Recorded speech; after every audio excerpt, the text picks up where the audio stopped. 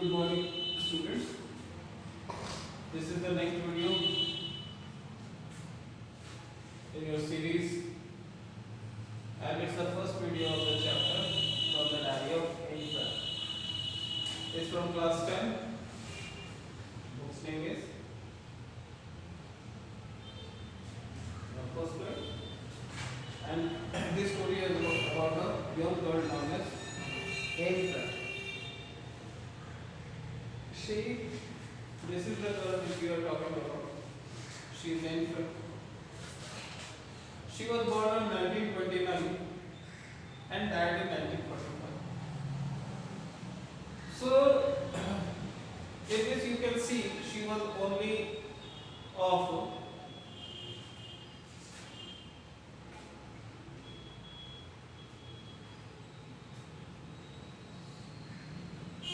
26 years when she died.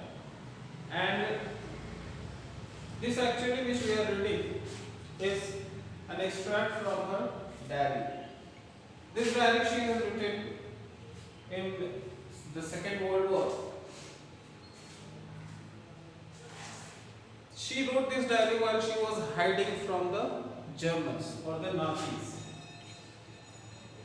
She actually was a German born, but when Germany was captured or overridden by Hitler, she and her family went to Netherlands. There, they had to live there in hiding there also, as the Germany were occupying Netherlands.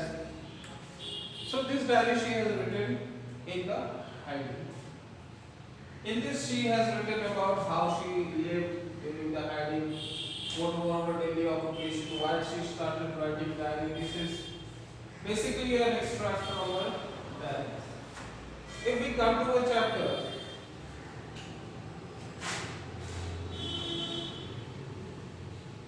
this is the chapter which we are talking about, from the diary of Anne Frank.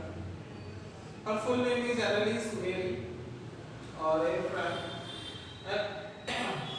As I said earlier, she was born in 1929, June, and died in 1945. She was a German Jewish. Jews are a race or community which were affected during the Second World War very harshly by Hitler. He actually killed millions of Jews. He actually killed millions of Jews. They had to do nothing with the war. Simple people, the only fault they had that they were Jews.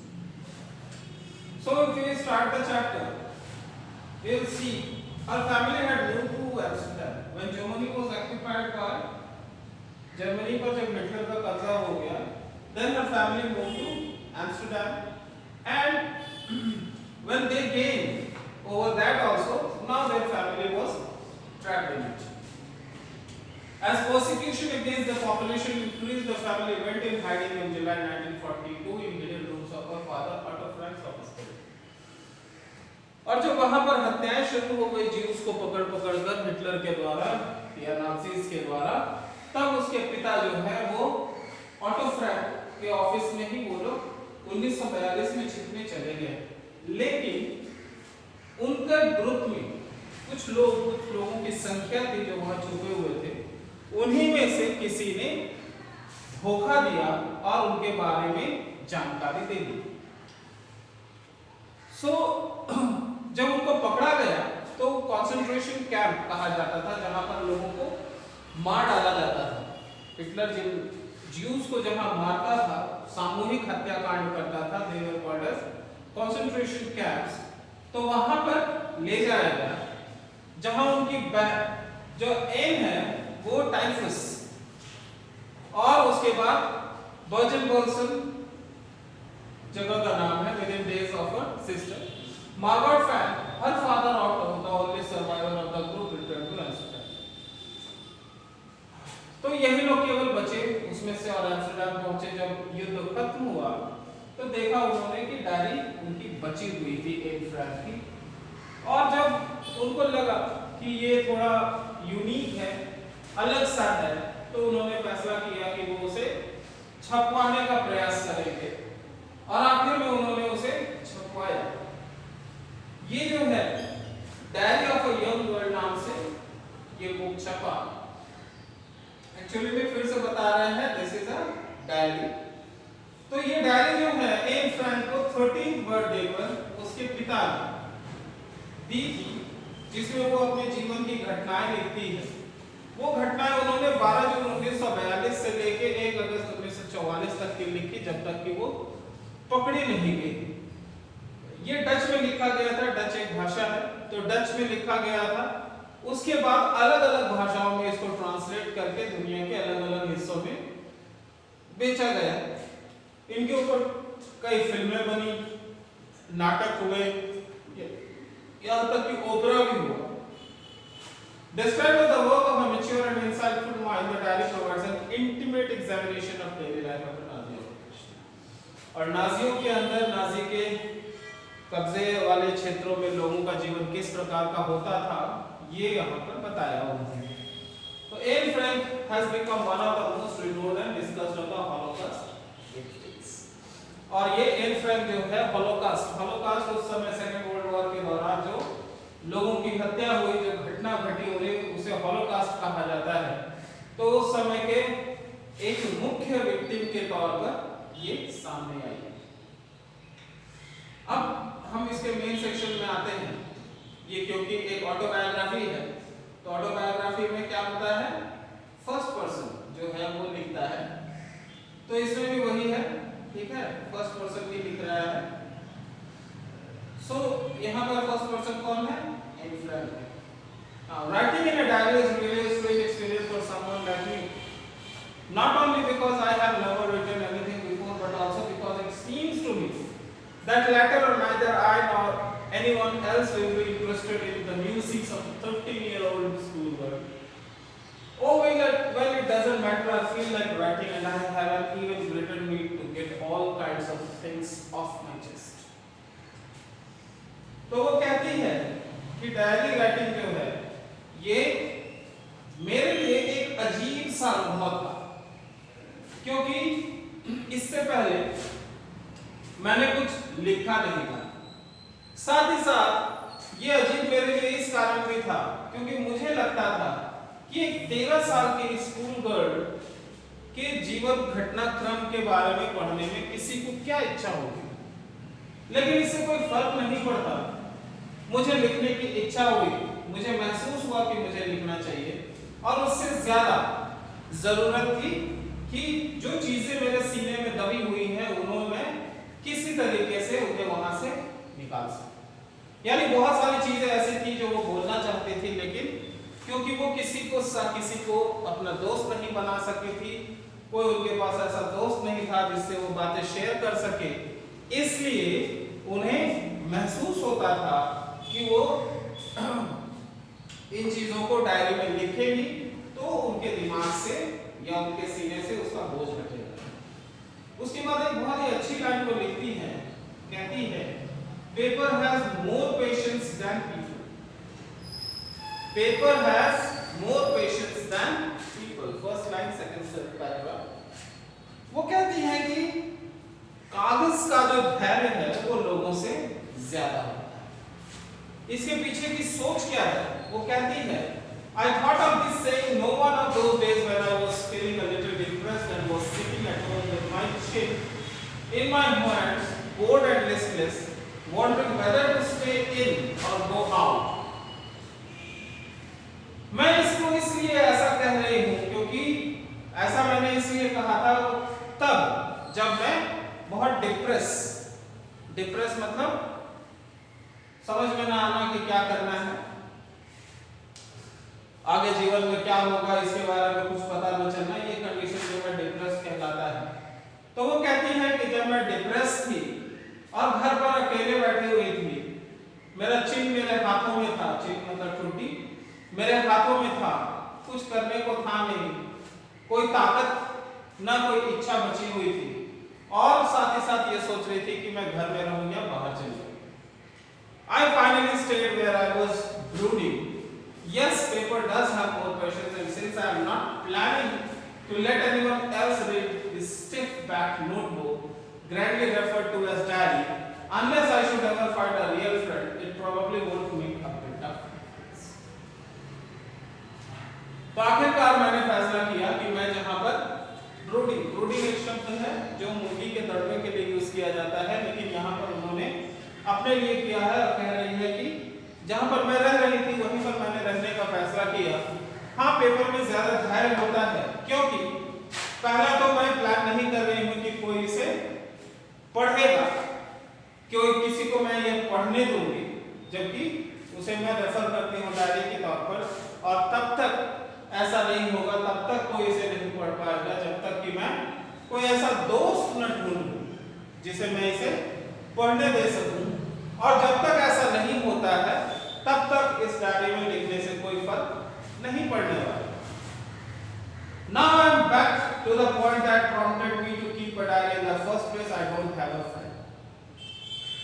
और मैं वापस उसी बिंदु पे चली आती हूँ जहां मुझे यह एहसास हुआ कि मुझे एक डायरी रखनी चाहिए, क्योंकि मेरे पास कोई दोस्त नहीं था।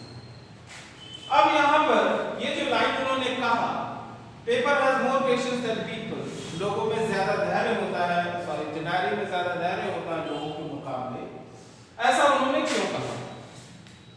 अब आप देखिए, मान लीजिए आपके पास आपका एक दोस्त है जिसे आप कुछ बताना चाह रहे हैं, लेकिन वो उसको इंटरेस्ट नहीं है आपकी बातों को सुनने में, या अगर वो इंटरेस्ट लेता भी है तो कुछ समय के बाद वो बोर हो जाता है, नहीं सुनना चाहता है। जब आप डायरी लिखते हैं तो उसके साथ ऐसा कोई केस नहीं है। डायरी को आप जब तक चाहे, जो चाहे, जितना चाहे, सारी चीजें लिख कर बता सकते हैं। इसीलिए वो कहती है कि paper has more patience than people. ना, उन्होंने डायरी लिखने का शुरुआत इसलिए किया, क्यों? क्योंकि she didn't have a friend. Let me put it more clearly. Since no one will believe that a 13-year-old girl is completely alone in the world, क्योंकि कोई विश्वास नहीं करेगा कि कोई 13 साल की लड़की दुनिया में अकेली है, and I am not, मैं अकेली हूं भी नहीं। I have loving parents and a 16-year-old sister, and there are about 30 people I can call friends. मेरे पास, मैं ऐसा नहीं कह सकती हूं कि मैं पूरी तरह से अकेली हूं, मेरे साथ हैं लोग। मेरे पास मुझे प्यार करने वाले पेरेंट्स हैं, 16 साल की एक बड़ी बहन है, और करीब करीब 30 लोग ऐसे हैं जिनको मैं अपना दोस्त कह सकती हूँ। ये कहां पर की बात है? जब वो छुपी हुई, ठीक है ना, अपने पिता ऑटो फ्रैंक की बिल्डिंग में वो छुपी हुई है, ऑफिस बिल्डिंग में, और वहां पर 30 लोग और हैं उसी स्थिति के, उसी परिस्थिति के। तो वो कहती है कि मेरे पास 30 और लोग हैं जिन्हें मैं अपना दोस्त कह सकती हूँ। I have a family loving aunts and a good hand. मेरे पास एक परिवार है, प्यार करने वाली आंट है, और एक अच्छा घर है। No, on the surface I seem to have everything except my one true friend. लेकिन सतह पर तो सारी चीजें मेरे पास है ऐसा दिखाई देता है, लेकिन मेरे पास जो एक चीज नहीं है वो है एक ट्रू फ्रेंड, सच्चा दोस्त। All I think about when I am with friends is having a good time. I can't bring myself to talk about anything but ordinary everyday things. मैं केवल जो मैं सोचती हूँ कि मेरे पास कोई दोस्त होगा तो केवल मैं अच्छे समय के लिए सोचती हूँ कि उनके साथ मेरा समय अच्छा बीतेगा, लेकिन मैं दोस्तों से या दोस्ती के दौरान केवल जीवन की सामान्य बातें, दैनिक जीवन की सामान्य बातें नहीं करना चाहती। We don't seem to be able to get any closer and that's the problem. और मैं उनके लोगों के जो बहुत सारे लोग हैं उन लोगों से ज्यादा नजदीक नहीं आ रही हूँ, यही मेरी परेशानी है। Maybe it's my fault that we don't confide in each other. हो सकता है ये मेरी ही परेशानी है कि मैं एक दूसरे में भरोसा, कॉन्फिडेंस से कॉन्फाइड, तो कॉन्फाइड भरोसा नहीं कर पाती हूँ। In any case, that's just how things are, and unfortunately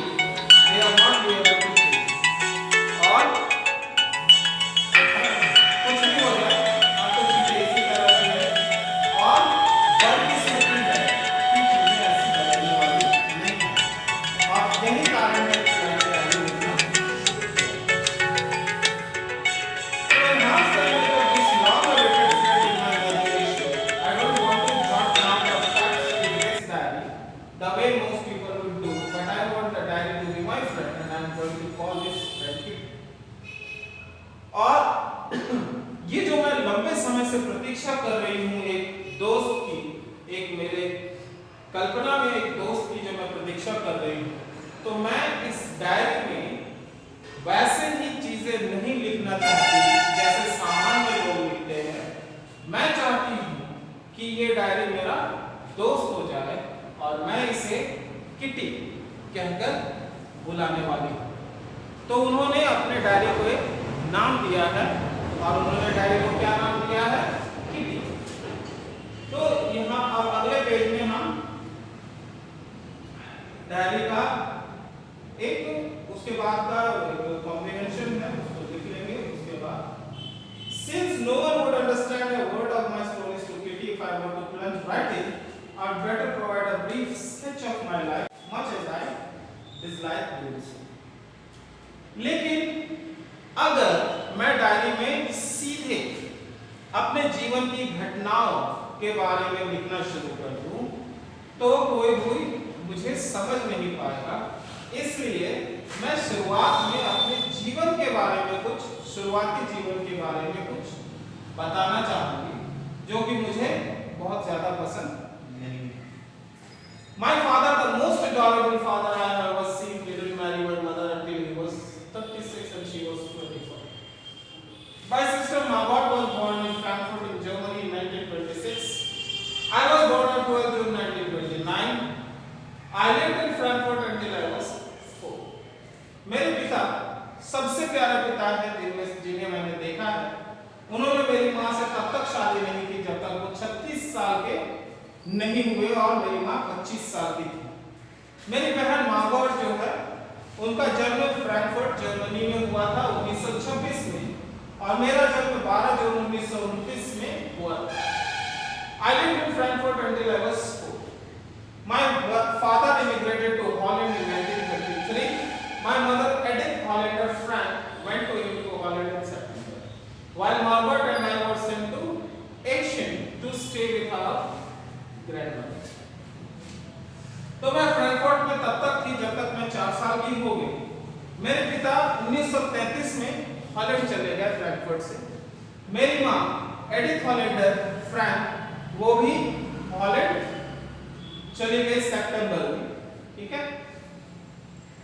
जबकि मार्गोट और मैं एशियन जगह का नाम है अपनी ग्रैंडमदर के साथ रहने के लिए चली गई। Margot went to Holland in December and I followed in February when I was plumped down on the table as a birthday present for Margot. Margot जो है वो हॉलैंड गई दिसंबर में और मैं फरवरी में गई, ठीक है। मैं फरवरी में गई। अब फरवरी में मैं कैसे गई? तो मार्गॉट के बर्थडे पर मुझे मार्गॉट के बर्थडे गिफ्ट के तौर पर टेबल पर रख दिया गया है। ये इसमें ये समझने वाली बात ये है कि इन सभी का जन्म मतलब उसका पूरा परिवार जर्मनी फ्रैंकफर्ट में रहता है। 1933 से जन्म इनका 1926 में हुआ है, सॉरी 1929 में हुआ है और 1933 में उनके पिता सबसे पहले हॉलैंड गए, उसके बाद उनकी माँ सितंबर में चली गई। मार्गॉट और मैं यानी एन ये लोग अपनी दादी माँ के पास रहने लगे थे। उसके बाद मार्गॉट दिसंबर में हॉलैंड गई और फरवरी में मैं बर्थडे गिफ्ट के तौर पर मार्गॉट के बर्थडे गिफ्ट के तौर पर हॉलैंड पहुंची थी। I started right away at the Montessori Nursery School. I stayed there until I was 6, at which time I started in the first floor. तो मैं वहां जाते ही मेरा दाखिला मॉन्टेसरी नर्सरी स्कूल में हो गया जहां मैं 6 साल की रही, तब तक रही। उसके बाद in the 6th form my teacher was Mrs. Cupris, the headmistress. 6ठी कक्षा में मेरी जो हेडमिस्ट्रेस थी उनका नाम था मिसेस क्यूपरस और साल के अंत में at the end of the year we were both in tears as we said a heartbreaking farewell. और जब मैं वो स्कूल छोड़कर जा रही थी तब मैं और मेरी हेडमिस्ट्रेस दोनों ने आंखों में आंसू भरकर एक दूसरे को विदाई दी। In the summer of 1941 grandma fell ill and had to have an operation